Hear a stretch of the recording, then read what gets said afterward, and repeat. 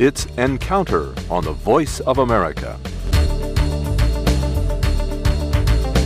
Encounter on the Voice of America brings together advocates and opponents debating the critical issues of our time in a freewheeling, no-holds-barred discussion of fact and opinion. With today's guests and the topic for Encounter, here is Carol Castiel. Welcome to Encounter on the Voice of America. A humanitarian emergency is gripping swaths of East Africa and the Horn of Africa. The United Nations has officially declared 2 parts of Somalia to be in famine, both strongholds of the al-Qaeda-linked militant group AlShabaab. AlShabaab recently lifted a ban on foreign aid agencies, but relief groups say personnel must still keep a low profile to avoid being targeted by the militants, whose members sometimes demand payments and seize deliveries. The United Nations says nearly half of Somalia's population, 3.7 million people, is in crisis. The world body estimates that tens of thousands of Somalis have already died of malnutrition. And it warns a rapid increase in aid is needed to prevent widespread loss of life. Overall, the Horn of Africa is experiencing the worst drought in 6 decades. The UN has said more than 11 million people are in need of food aid. Well, for more on the crisis unfolding in Somalia and East Africa, we turn to Sarah Margon. She's Associate Director for Sustainable Security at the Center for American Progress. That's a progressive think tank based here in Washington.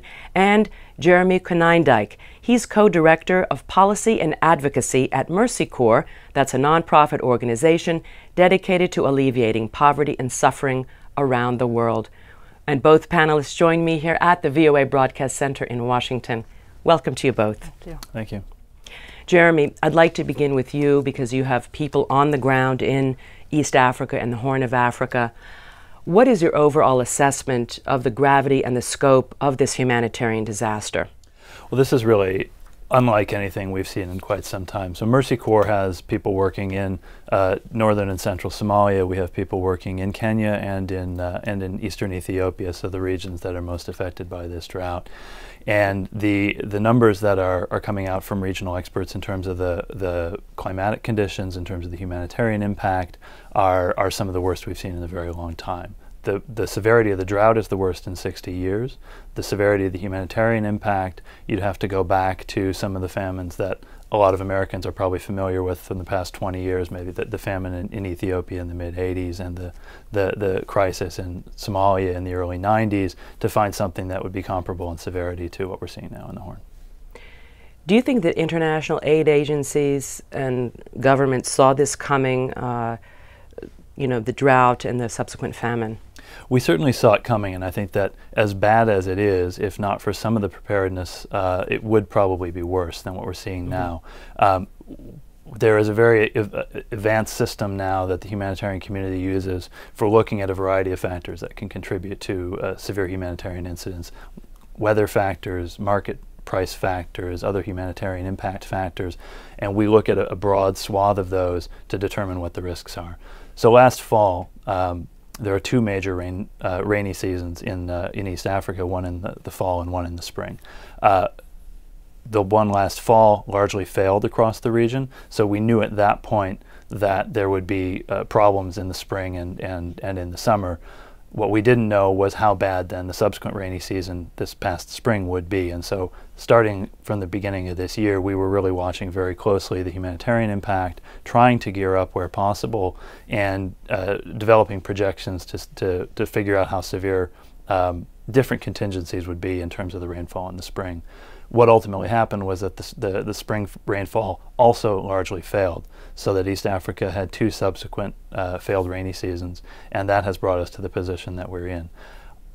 There certainly could have been more done, and I think that in terms of international donor contributions at this point, while in absolute terms they're quite large, they're still not enough relative to the need, and even they're considerably less than they were even if you go back to 3 years ago when there was a lesser crisis in the Horn. We're only at about half of what was contributed in 2008 so far this year. Sarah Margon, I'd like to get your assessment of the situation, both the scope and the gravity, and how it compares perhaps to previous disasters such as the 1984 famine in Ethiopia? And do you think the international community saw it coming and is doing enough? I think everything Jeremy said is correct, and I agree with it. And I think as the numbers come out, the word famine really starts to move people, and it starts to pique the interest of the international community and the average citizen in a way that a humanitarian crisis, unfortunately, doesn't always get people active and engaged. I think the international community, governments as well as the UN, have put forward a number of really important rhetorical statements. And I think the question is, how do we move forward on those statements? How do we implement and put into practice what has happened? As you mentioned in the beginning in your intro, AlShabaab has reversed its 2009 ban. The question remains whether or not they actually intend to adhere to that, and whether that can be seen as comprehensive, given that the organization, the armed group, is not really monolithic. And so while Secretary Clinton has pledged to move forward, I think the question then becomes, how do we do that? There are a number of problems the international community needs to address in order to get the relief operations up and running again. And we need to perhaps think of innovative and creative ways to reach not just the people in Somalia who are part of the immediate famine declaration, but the broader Horn of Africa. We need to look at the region writ large. Back to you, Jeremy Konyndyk. I want to address some of the causes, some of which you've pointed to, causes of the drought and the famine.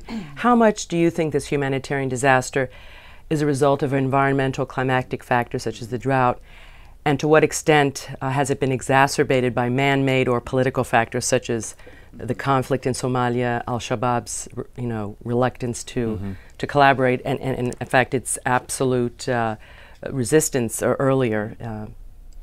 Well, I think that while the specific famine declaration is only applied at the moment to Somalia, we need to keep in mind that the humanitarian crisis really is through all three countries in the Horn, Kenya, Somalia, and Ethiopia.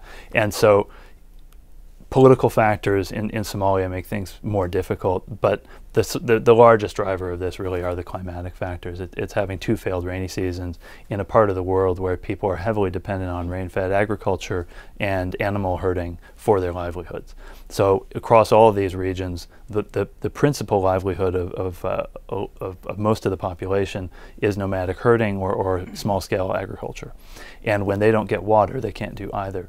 And so people's fallback mechanisms, in a normal year, if they were a little low on rain, if they would sell off a few animals and get a little extra money that way. They could supplement their income through that, or they could use that extra income to buy additional food through the markets to complement what they would normally have grown, but if they had food shortfalls in what they grew. All of those, what we call coping mechanisms, ways that people adjust their economic situation in order to keep themselves fed, have basically collapsed now across the region. And that is really what has brought us to this point. It's what we know about these kind of situations is a lot more than what we knew 30 years ago. We have a much better understanding that it's not just a lack of food. Sometimes it's not even a lack of food. It's largely market driven. It's when people can't afford to feed themselves. And that's what we're seeing across the region now. So yes, security factors, political factors have an impact, but the biggest single driver here really is the drought that has eroded and ultimately destroyed a lot of people's livelihoods across the region. Turning back to you, Sarah, talk about the role of AlShabaab, particularly in Somalia, and to what extent they have been an impediment and, have had this hostile relationship with foreign aid organizations. Do you think they are in part to blame for this humanitarian crisis, notwithstanding, the climactic factors that Jeremy talked about? I think Jeremy's point about the climactic factors are really key, but I think we do need to look at the political and the security considerations. And I would note, it's not just Somalia. I think local authorities in certain parts of Ethiopia and the Ogaden region, which is right next to Somalia, also have a breakdown of local authority and have their own insecurity issues. So again, we need to be looking widely throughout the region at what those security and political impediments are to reaching the 11+ millions of people in need. That said, in the case of AlShabaab, it's a brutal armed group that was designated as a terrorist in 2008 by the Bush administration because of its links to Al-Qaeda. They have, in 2008 and 2009, they kidnapped or killed 40 Western aid workers. The ban on international organizations, came in 2009 when they said that these organizations were non-Muslim. They have not, for the most part, provided assistance to the people in need in Somalia. And so as the situation has gotten more grave, they haven't provided the basic necessities, food, water, other assistance. They haven't helped them rebuild their livelihoods. So I would say yes, in a big part, Al-Shabaab is to blame, certainly. They are a brutal, nasty armed group that has been fighting a war with a very dysfunctional transitional government in Mogadishu. And in the controlled areas that they run in the southern part of the country, access is incredibly, incredibly difficult.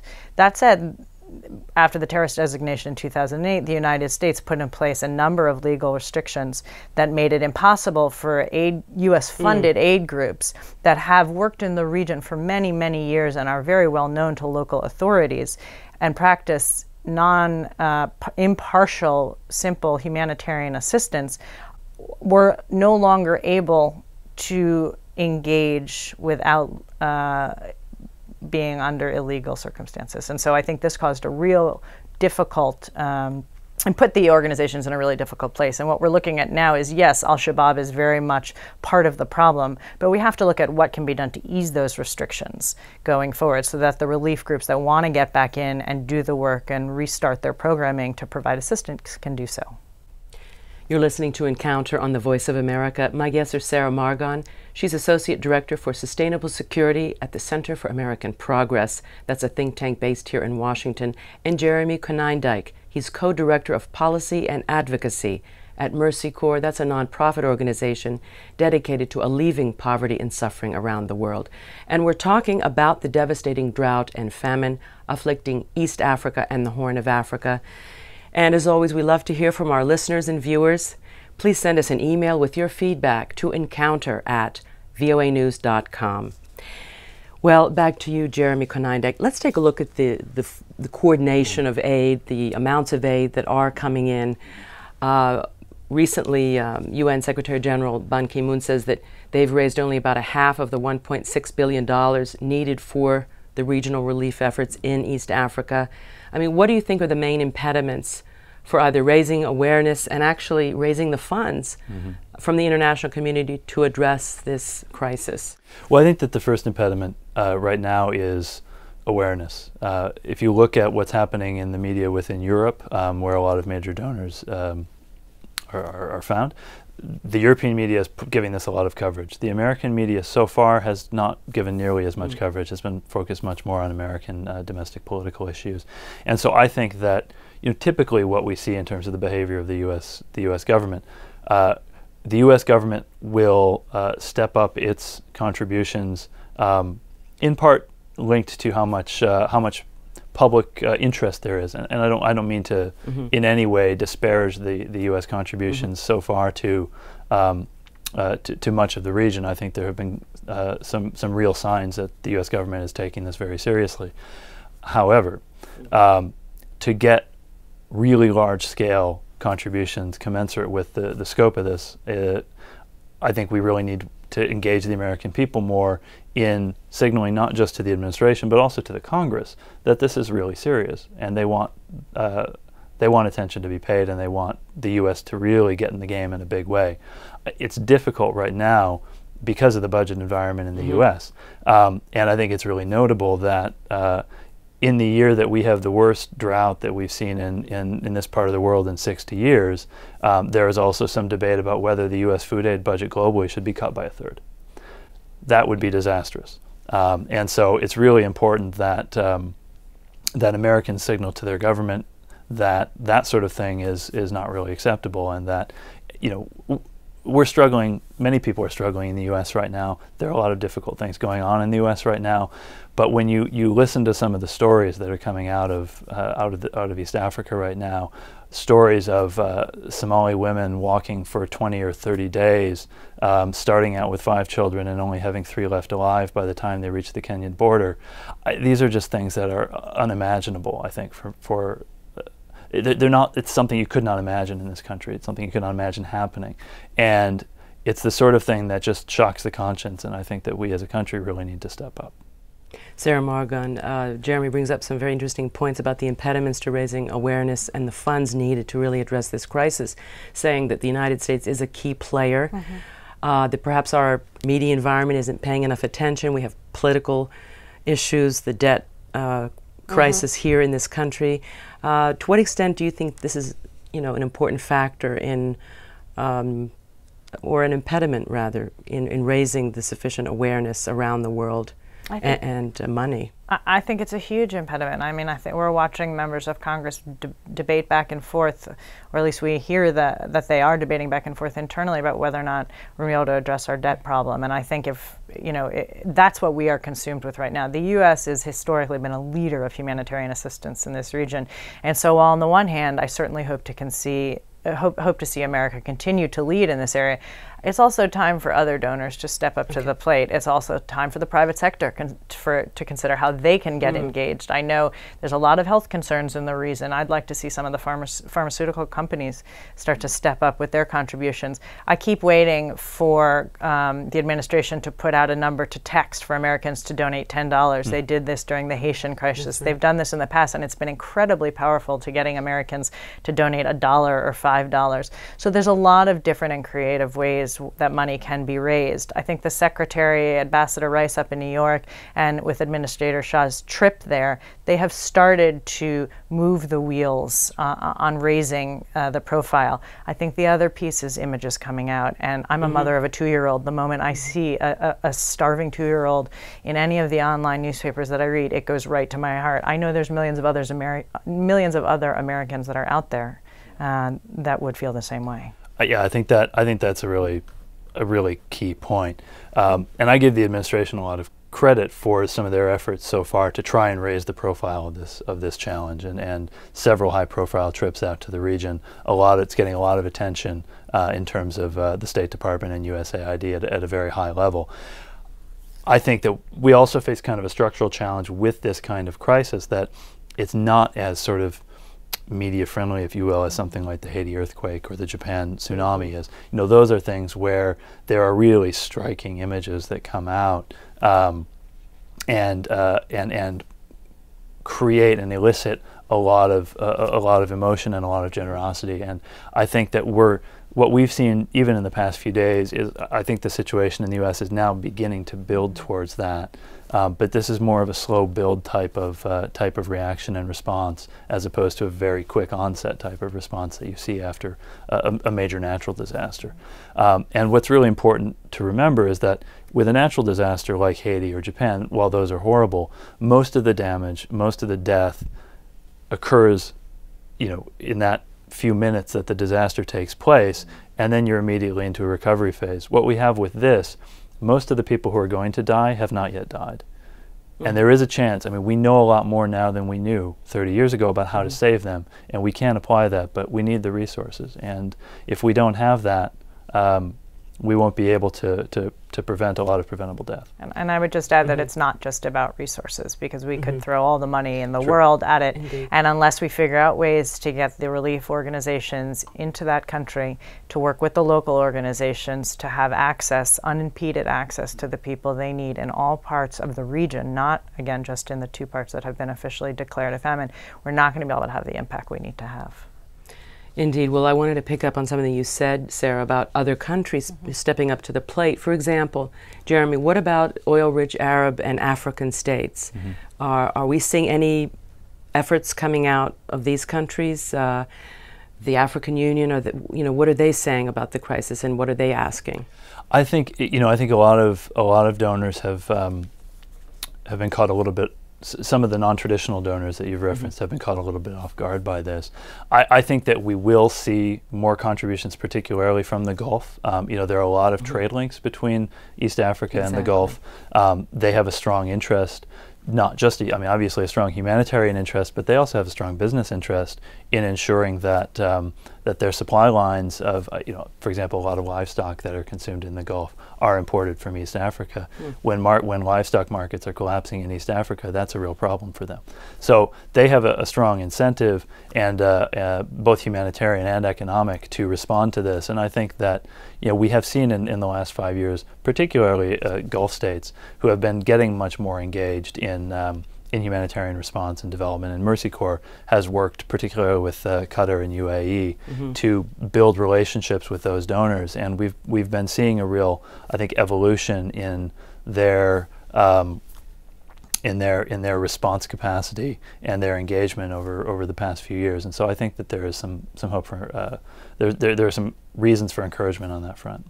And what about the private sector, Sarah? Whether oil companies or pharmaceutical companies, as you said, or is there some kind of a push to get them to step up and do more? I haven't seen any public pushes at this point. I suspect that the conversations are just beginning. I certainly think they have a lot to contribute. I think there's a host of reasons why they should feel compelled to do so, if not for the simple moral humanitarian reason of it. I also think we need to look at the diaspora. Right here in Washington, D.C., there's a tremendous Ethiopian, Eritrean diaspora, a tremendous Somali diaspora, and I think they certainly have a vested personal interest in contributing. That's an excellent point. We don't have much time left, but let me go back to you, Jeremy. Do you think this crisis perhaps provides an impetus to the African Union, to the United Nations, to the United States and other governments to find a more permanent solution to the political problem in Somalia? Notwithstanding that, you know, the drought is also, you know, influenced by these climatic factors, but... Well, I think Sarah might be a little better to speak to some of the political factors than I am. I mean, what I can say is I think there've been a lot of efforts over the years towards building governance in Somalia. You know, we really believe that whatever the process is, it needs to come from the Somalis and not from the outside. And you know, it's important to remember when you're talking about Somalia that half of Somalia is actually fairly stable.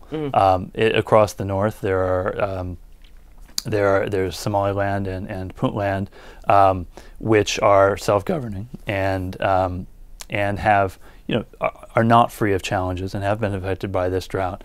But in general, and I've visited that part of the region several times, have achieved a level of stability and functionality and economic productivity that is now notable not just within the Somali context, but even within the regional context. And so there are probably some lessons there for the international community about how to approach the question of Somalia at large.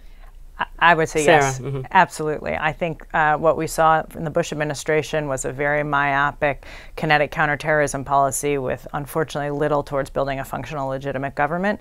I'm worried that we're seeing now an expansion of some of those kinetic counterterrorism policies without a more comprehensive strategy. If we had a legitimate, functional government to work with, and I'm not saying it's easy, it's really, really heavy lifting, it's hard work, but if we had a functional government to work with, we might have better access, we might have a better understanding of what we can do going forward. So I can only hope that while in the short term we need to provide food and other assistance to these people, that we're starting to see planning for a more comprehensive strategy to rebuild Somalia. Indeed. Well, the last question, so back to you, Jeremy. I mean, have we learned important lessons, and are they being applied to this crisis, you know, from past crises? And how do you see this going forward? Are you optimistic that we can forestall even further disaster and death? I am cautiously optimistic. I mean, there are a lot of things that need to happen for us to be able to forestall a real catastrophe here. I think we are on the edge of that catastrophe right now, but we also we know how to do this to a large extent. We know this is not just a matter of providing handouts and ensuring that someone is fed tomorrow, but also of providing assistance in a way that enables people to get back to a self-supporting livelihood as quickly as possible. Because what people need ultimately is not food in their mouths, it's money in their pockets. And the best way to help them to get that, to be able to support themselves, is to get them back to a position where their livelihoods, their jobs, are providing them income. For many of them, that's agriculture and herding. So that's going to mean interventions that are not just about getting people food, but helping them to rebuild their farms, their flocks. If we can do that, take that sort of medium to long-term view, even as we're looking at their immediate needs, then I think there's a good chance that we can avoid a real catastrophe here. And the last word to you, Sarah, on have we been learning lessons after all these years to address these kinds of crises? And on the long term, are we helping these countries with agricultural practices, health infrastructure, good governance that really are important for the long run in order to avert these kinds of disasters? That's a tough last question. You could have a whole hour on that one. That is true. I think we've learned some lessons. I think we're doing some things a lot better than we used to. I think we need to look at further reforms to our foreign assistance, and I think we need to see a much stronger diplomatic push, a rebalancing of our State and Defense Department priorities so that we can, in fact, do exactly what you just said. Good governance, human rights, and basic fundamental humanitarian principles, basic services need to be at the epicenter of our diplomatic endeavors. All right, well, we'll certainly be following this issue, and we hope to have you both back on the program for these larger issues. Thank you. Thank you. I'm afraid that's all the time we have on this edition of Encounter. I'd like to thank my guest, Sarah Margon. She's Associate Director for Sustainable Security at the Center for American Progress, and Jeremy Konyndyk. He's Co-Director of Policy and Advocacy at Mercy Corps. Encounter was produced here in Washington. Thanks to Anna Zalewski for booking our guests. Our engineers were Ted Schneider and Jackson Witt. And I'm Carol Castiel. Join me again next week for another Encounter on the Voice of America.